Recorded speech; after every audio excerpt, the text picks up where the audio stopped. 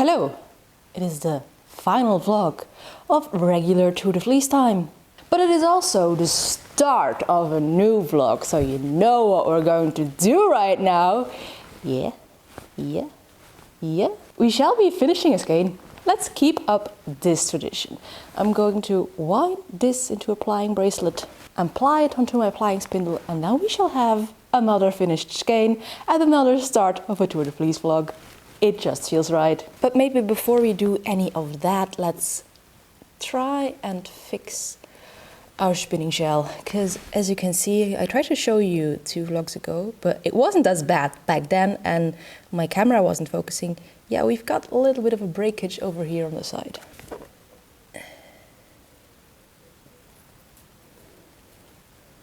So I said regular Tour de Fleece playing time, right? From the 1st to the 9th of August, it'll also be the women's races. And I am in half a mind, nay, actually full a mind, to also spin during the women's races. If I'm lucky, I might get one more carry hill skein done today, and I'm not content with that. That's not enough carry hill. I really had a plan of making a sweater out of the carry hill, like dyeing it with tansy, and tansy is flowering now. I want to get it done, or at least get about a sweater's quantity done of the carry hill fleece. So yeah, I do think I am going to spin the women's races as well. I might not vlog it in the same way as I did now, or maybe I will.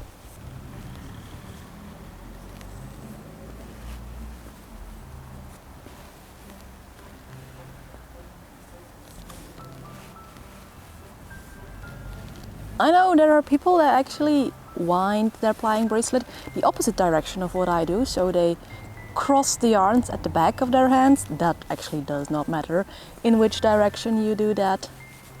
It's just that they have to cross so that they neatly come apart whenever you're trying to ply.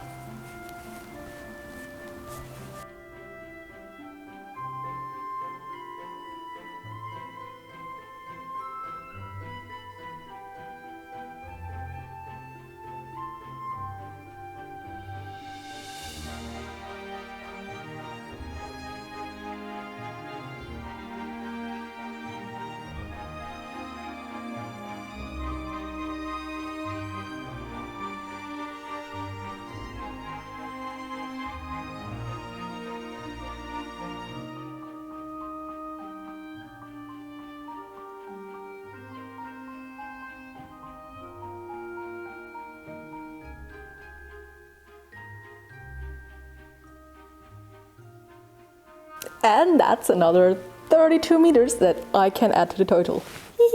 Tiny skein. Cute. Happy that that is done. And now we can start the real task of today. Can we get another carry hill skein in one day? Because it is the last day of regular Tour de Fleece time. And just as last time, I'm first going to recard my pad. I had some serious issues with the first carry hill pad that I spun. Now this feels actually a lot more spinnable than the first one did, but I'm just going to card it again, just to be sure that we will have a pleasant spinning experience.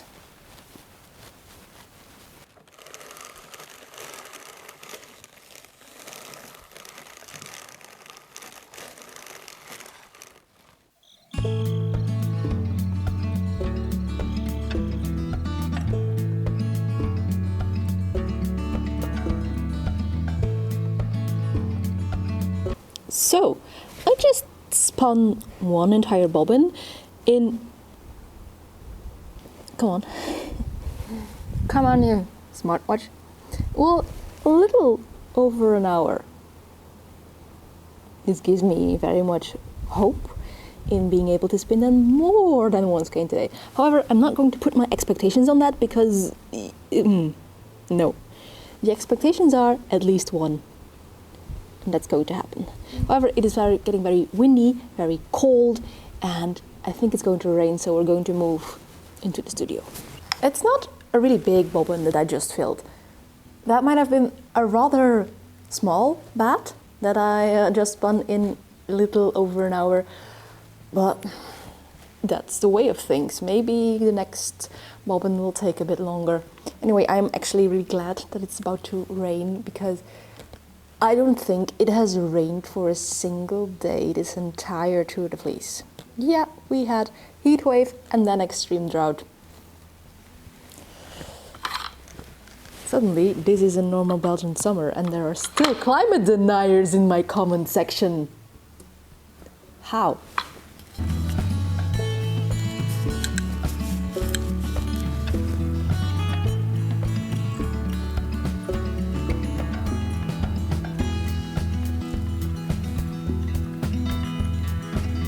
With the previous bobbin, I also didn't talk much or at all. So, well, that probably has sped up the process. But now I do have my list of questions here, because it is the last day of Tour de Fleece and I haven't even touched the last question. With which I mean there is more than one still. Yeah, there are still many questions that I have not touched. For example, do I plan around the fiber I have, or do I plan a project and then get the fiber? Do I always spin with a specific use for the yarn, or do you spin for the joy of it and think it will get used eventually? I think I do both. I do all of it. Mostly I buy fiber and then think of a project afterwards. However, with this one, I thought of a project and now I am spinning to suit that project. Like for this specific Carry Hill fleece, I have said it many times before, I want to make a sweater. I even want to make a structured, maybe even a cabled sweater, but in like a very bright green that I can get with tansy flowers. So I got the fiber from my neighbor and I immediately knew what I was going to do.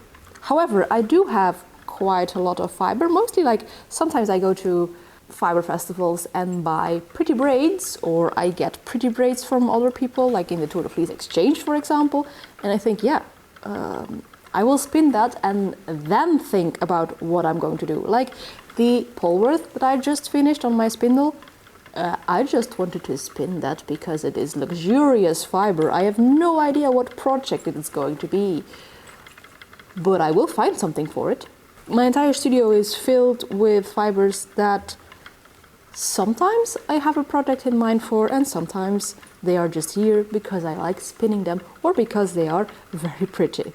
It would probably theoretically be better if I had, like if I only bought or got fibers if I already had a project in mind, because that would mean that there was less of it, that my stash wasn't as large. But that's just not how my brain works. Spinning is like a craft in itself. It is not only, or at least for me, not only a means to get yarn to make projects. Sometimes I just want to spin for the spinning, and not because later I have something that I can knit or weave with, even though probably mostly knitting, because I maybe have done 2 projects with handspun weaving. But yeah, spinning is really a separate craft, a separate hobby that doesn't always require me to use all of the yarn that I have spun. I have an entire tote, a plastic tote full of handspun that hasn't been used, and I've got like a tiny mini tote with handspun minis, because sometimes I just sample fiber or sample colors for fun. You have sometimes mentioned projects that, for whatever reason, didn't end up on YouTube. For which one are you most sad that we will never see it? Interesting. Very interesting. And I think I can like delineate 2 categories in an answer for this. Firstly, there are projects that I just don't film. I just do them, quote unquote, for my mental health, to keep my hobby being my hobby, and not always required to be on camera, not always required to be, you know, thinking and doing stuff and talking. Just, you know, something mindless that I can just do for my own benefit. And I don't think there is any of these things that I'm sad that you don't get to see them.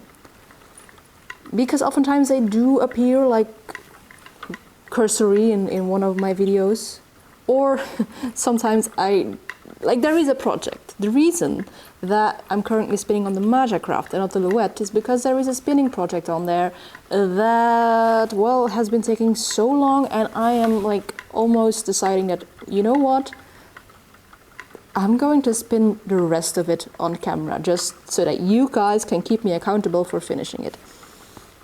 So in that category, I don't think there is anything that I'm sad about that you don't get to see as a video, because I really designated them to be projects that don't go on video. But there is a second category, and there are projects that I wanted to be on video, that I put on video, but for some reason didn't become a YouTube video. And one that I immediately thought of was, I once did an indigo dyeing kit, like I made my own fructose fat, and when I look back at the footage, there was no audio. It was completely silent. It was a silent movie. And that was kind of heartbreaking, because I had fun with the indigo. The indigo I was successful, you know, first surprise. And then, yeah, I couldn't release that video because there was no audio. I know I have talked about this before, and I know that someone said, oh, but you could do a voiceover. Nah, that's not my style. That's really not my style to, you know, do a voiceover on parts where I'm talking and then everything is like not in sync. Nope. I also last year started a project and the video with my bigger loom, but that project has also been on that loom for a year and I haven't touched it because I realized that that big loom is just not for me, so you're not going to get to see that video. I'm probably also not going to finish that project. I'm probably one day, whenever I really feel like I've had enough, going to take that project off the loom and sell the thing.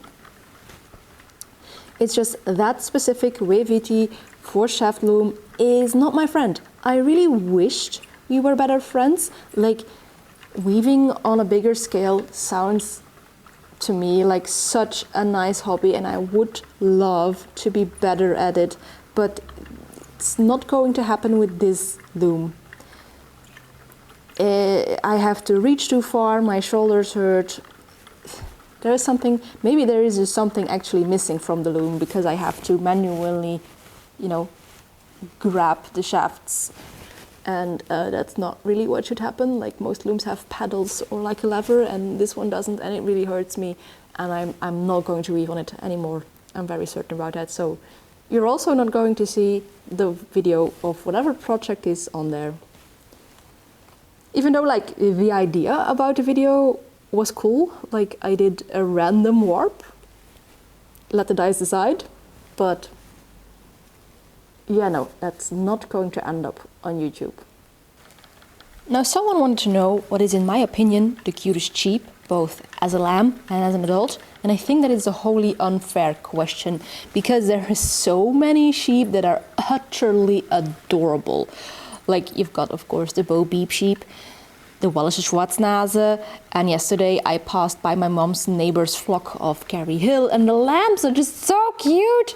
And then a little bit further down that road there is a flock of Uesan sheep, you know, the smallest sheep in the world, and every time I pass them I'm like, I want to pick one of you up and put them in my backpack and take them home as a stuffed toy and just cuddle with it all day. That's how cute they are. There's one thing I can't say, and I think most of you will agree with that, and that is that there is one sheep that I think can not be called cute or adorable, and that is Tessel. Now, if you are going to go in defense for Dutch Tessel,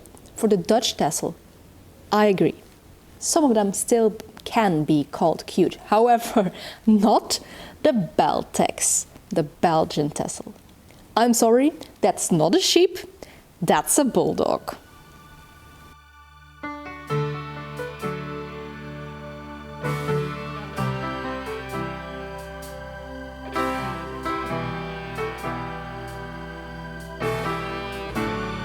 So, I did not yet finish a second bat. However, you do see that this bobbin is like a lot more full than this one. So I think I might just put the last bit of that bat on that first bobbin so that we get like a kind of an equal distribution when we're applying. I feel that that's something that needs to happen.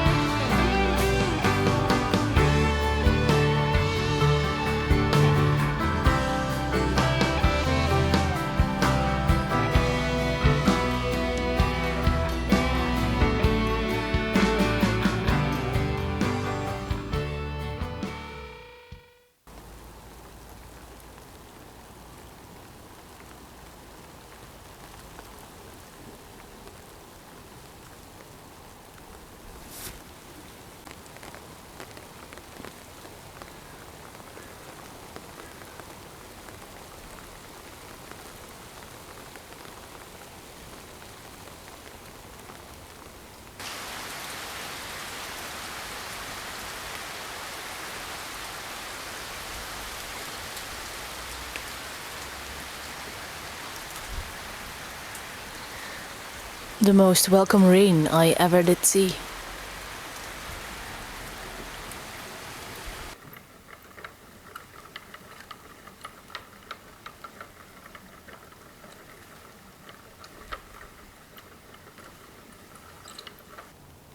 That's about 201 meters. Not bad for just having started like around 10 o'clock and it's now 3:30.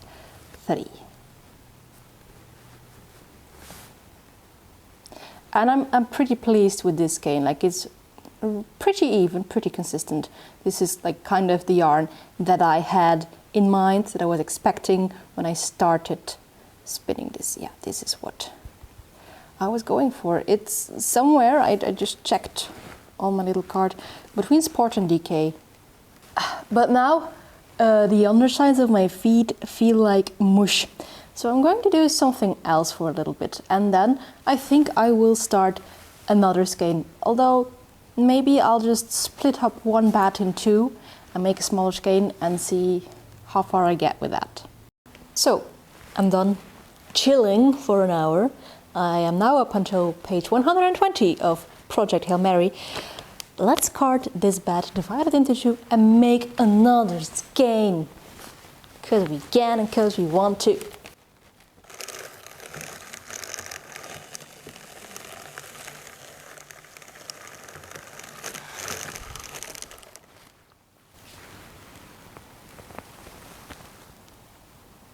Two halves.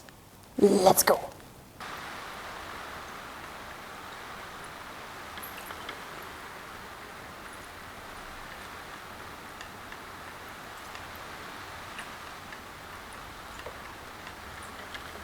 Ooh, this one drafts nice and evenly. I mean, up until now, yeah, smooth. A smooth criminal. So smooth, in fact, that we can start plying. Now, this is of course wool from a sheep that was not bred for its wool. This is a lawnmower with a heartbeat. So it is very natural, very common actually for it to have really varied quality in its fleece. So the difference between this and the first bat that I spun was enormous. This was so smooth. This was, I mean, incredible. If the entire fleece was like that, I would have paid good money for it. But, I mean, it was dirty. It had more straw than wool almost. And I'm having to clean off my bobbins every time I use a new one because they are so dirty. And I mean, I accept that fact. I get these fleeces for so little money, for free even.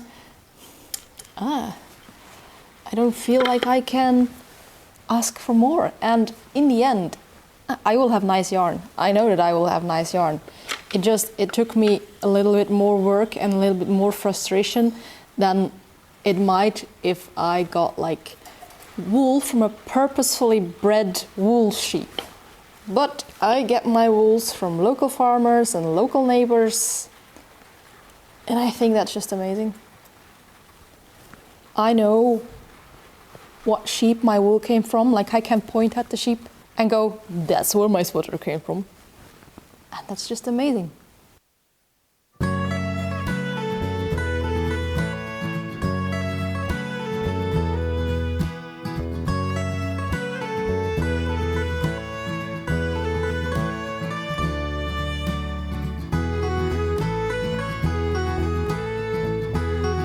I have for you a lovely offering of 95 meters of Carry Hill.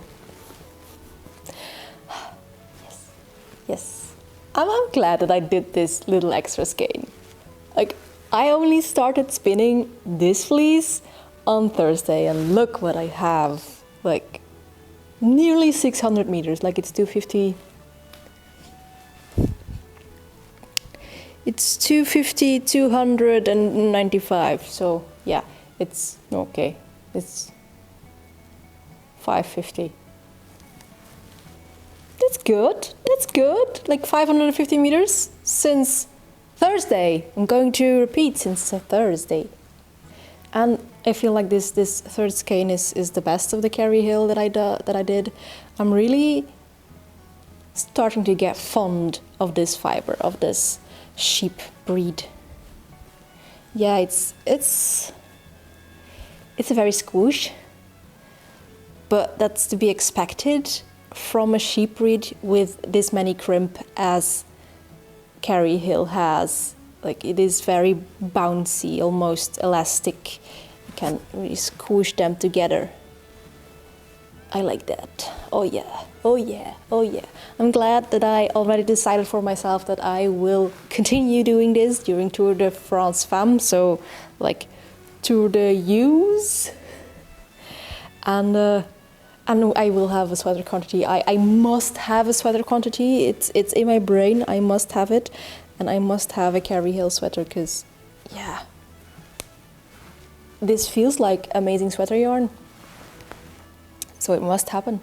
It must, it must, it must. That will conclude the wheel spinning for me for Tour de Fleece 2026. It is 8 o'clock right now. I'm not going to try get another one of these out of it because that would be way past my bedtime. I'm not doing that. However, it is in fact only 8 o'clock and I also still have a little spindle project. I will show you tomorrow when Tour de Fleece is officially over how much that still is, and then we can get to, you know, bathing all the goodies. Yeah. Wet setting all my yarn. That's going to happen tomorrow. So sleep tight. Yesterday I did in fact make another skein on my Turkish spindle, and then also finished the rest of that purple floof. Yeah, that entire purple project is now done. I'm feeling so giddy about it, so delighted. This has been lingering in the deepest, darkest corners of my studio for I think a year, and now it is finally finished. It finally got the treatment it deserved. This one is 58 meters, but then my spindle became too heavy to ply, so I did this separately. Let's count this one as well. If my maths don't fail me, then this is 13.5 meters. The tiniest little skein of Tour de Fleece. And then this is our entire collection of this year, which goes about 2.5 kilometers. I will do the full calculations a little later than this, but around 2.5 kilometers of yarn, which is not my best. I have had years where I ended to nearly 4 kilometers, so this is decent. I'd say this is decent. This is very good. This makes me want to start knitting a lot of projects. But they aren't finished. Let's put them in a bath. Now, unlike other Tour de Fleece years, I haven't exclusively spun undyed wool. So I've made 3 little baths. This one can have the tiny purple skates. I made 3 baths, of course, so that the colors don't run and contaminate the other skeins that don't have to be that specific color. And then I think the yellow ones can go in this one. I am putting the Polworth in with the Gary Hill because they're both undyed, so they probably won't run.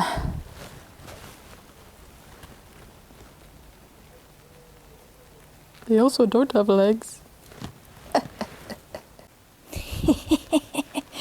My makeshift little clothesline isn't doing it.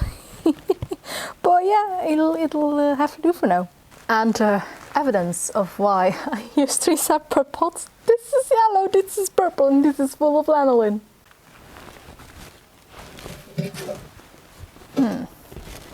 Now to get back inside. Limbo, limbo, limbo, limbo, limbo, limbo. Whoa! I have done my calculations. As you can see, lots of maths and lots of figuring out. And the numbers are in.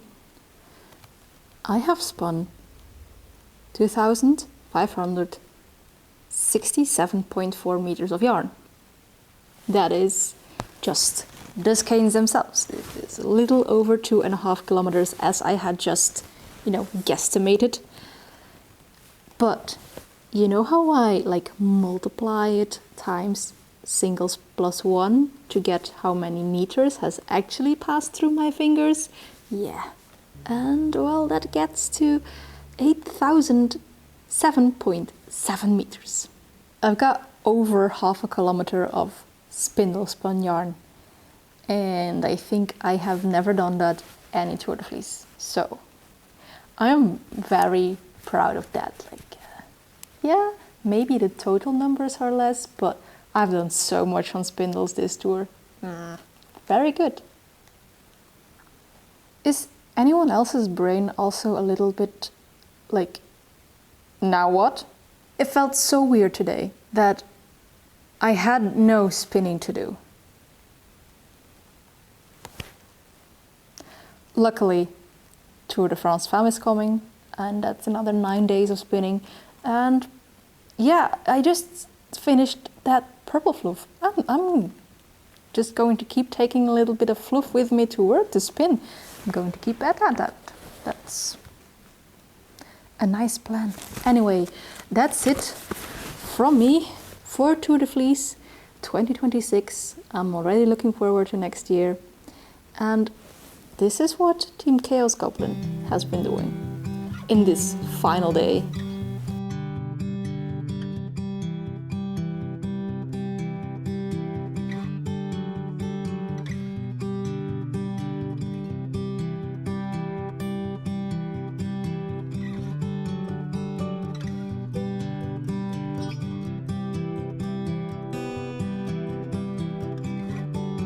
Thank you for following along on this multi-week series.